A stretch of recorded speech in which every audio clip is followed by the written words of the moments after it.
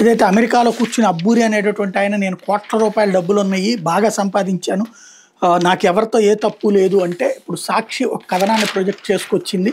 ఏది వరుస వ్యవహారంలో అబ్బూరి అనేటటువంటి ఆయన వ్యాపారం ఆల్రెడీ మొన్ననే కేసీనేని నాని ఆధారాలతో సహా అదేదో సెంచరీ అన్నటువంటిది చెప్పుకొచ్చారు కదా. ఇప్పుడు అబ్బూరి సతీష్, అబ్బూరి వెంకట్, అబ్బూరి రామకృష్ణ, అబ్బూరి ఫ్యామిలీ చేతిలో మా కష్టార్జితాన్ని పోసి పూర్తిగా మోసపోయాం, మాలా మీరెవరు మోసపోవద్దు, వీళ్ళు పెద్ద మోసగాళ్ళు, నీతి నిజాయితీ అనదే లేదు, ఇక్కడ మమ్మల్ని మోసం చేసినట్టే పెద్ద వెంచర్ పేరుతో వైజాగ్లో వ్యాపారం మొదలు పెట్టడానికి ప్రయత్నిస్తున్నారు, జాగ్రత్తగా ఉండండి. హైదరాబాద్లో వర్ష బాధితుల ఆక్రోశం, మోసాల లక్ష్యంగా రియల్ ఎస్టేట్ రంగంలో అడుగుపెట్టిన అబ్బూరి బ్రదర్స్ హైదరాబాద్లో విల్లాల పేరుతో అనేక మంది కుచ్చుటోపి పెట్టారు.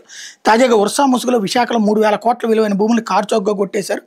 ఈ భాగవతం బయటపడడంతో ముసుగు దొంగల వెనక ఉన్న ముఖ్య నేతల నోట్లో పచ్చి వెలక్కాయ పడినట్టయింది. ఈ నేపథ్యంలో వావారా కంపెనీకి ఏపీ ప్రభుత్వం 3,000 కోట్ల భూమిని ఎలా దారదత్తం చేసింది తెలుగు రాష్ట్రాలు విస్తృతంగా చర్చ జరుగుతుంది.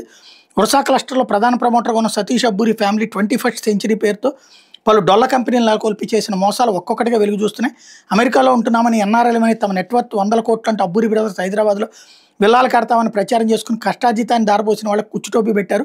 ముగ్గురు అన్నదమ్ముల్లో వెంకట్ అబ్బూరి, సతీష్ అబ్బూరి అమెరికాలో ఉద్యోగాలు చేస్తుండగా హైదరాబాద్లో రామకృష్ణ అబ్బూరి పేరుతో రియల్ ఎస్టేట్ వ్యాపారం సాగించారు. అమెరికాలో 21st century investment and properties LLC పేరుతో సతీష్ అబ్బూరి కంపెనీ నమోదు అయిన విషయాన్ని కేసీనేని నాని సాక్ష్యాలతో ఎక్స్ వేదికగా పోస్ట్ చేయడం తెలిసిందే. దీనికి అనుబంధంగా ఇండియాలో ఏర్పాటైన కంపెనీలో అబ్బూరి రామకృష్ణ, అబ్బూరి లత్తో పాటు విజయవాడ ఎంపీ కేసీనేని శివనాథ్ చిన్ని, ఆయన భార్య కేసీనేని జానకి లక్ష్మి డైరెక్టర్గా వ్యవహరించారు. కేసీనేని చిన్ని వైదొలిగిన తర్వాత జానకి లక్ష్మి డైరెక్టర్ కొనసాగారు. అమెరికాలోని వరుస క్లస్టర్స్ ఎల్ఎల్సీకి అనుబంధంగా ఈ ఏడాది ఫిబ్రవరిలో వరుస క్లస్టర్స్ ప్రైవేట్ లిమిటెడ్ కంపెనీని ఇండియాలో ఏర్పాటు చేశారు. హైదరాబాద్లో నిజాంపేట, బాచుపల్లి, గాజుల రామారావు, ఎల్బీ నగర్ వద్ద స్ప్రింగ్ వ్యాలీ పేరుతో విలాసవంతమైన విల్లాలు నిర్మిస్తున్నట్టు సతీష్ అబ్బూరి ఫ్యామిలీ భారీగా ప్రచారం చేసింది. ఆ తర్వాత కోట్లాది రూపాయలు వసూలు చేసి బిచానా ఎత్తేసింది. సొంత ఇంటి కళ నెరవేరుతుందన్న ఆశతో వందలాది మంది తమ కష్టార్జితాన్ని వీళ్ళ వద్ద ఇన్వెస్ట్ చేసి దారుణంగా మోసపోయారు. కంపెనీ కార్యాలయాన్ని చుట్టుముట్టడంతో రామకృష్ణ ఫ్యామిలీ 2 ఏళ్లు కనబడకుండా పారిపోయినట్టు బాధితులు పేర్కొన్నారు. బాధితులంతా కలిసి ఇండియన్ రియల్ ఎస్టేట్ వెబ్సైట్లో ఒక ఫారం ఏర్పాటు చేసుకుని అబ్బూరి ఫ్యామిలీ చేతులు ఎలా మోసపోయారో ప్రపంచానికి చాటి చెప్పారు. తమలా మరెవరూ మోసపోవద్దని హెచ్చరించారు.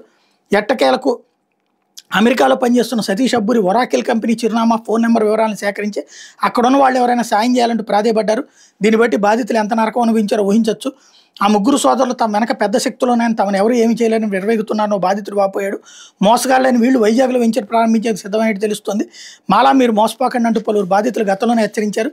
అదే మోసగాళ్ళు ఇప్పుడు వర్షా పేరుతో మళ్ళీ విచ్చేస్తున్నారని తాజాగా సోషల్ మీడియాలో వైరల్ కావడంతో 21st సెంచరీతో తనకు సంబంధం లేదని సతీష్ అబ్బూరి జూమ్ మీటింగ్లో పేర్కొన్నాడు. ఇండియన్ రియల్ ఎస్టేట్ వెబ్సైట్లో బాధితుల వాయిస్లో ఉన్న పేజీలను డేటాబేస్ నుంచి పూర్తిగా తొలగించేశారు. ఓ పక్క బాధితులు బెదిరిస్తూ మరో పక్క వెబ్సైట్లో పేజీలను డిలీట్ చేయించడాన్ని బట్టి దొంగ ఎవరు ప్రత్యేకించి చెప్పాలని బాధితులు మండిపడుతున్నారు. ఇట్లాంటి ఆవార కంపెనీకి ఏ ప్రభుత్వం 3,000 కోట్ల భూమిని ఎలా దారదత్తం చేసింది తెలుగు రాష్ట్రాల్లో విస్తృతంగా చర్చ జరుగుతోంది అన్నటువంటి వార్తని హైలైట్ చేసింది.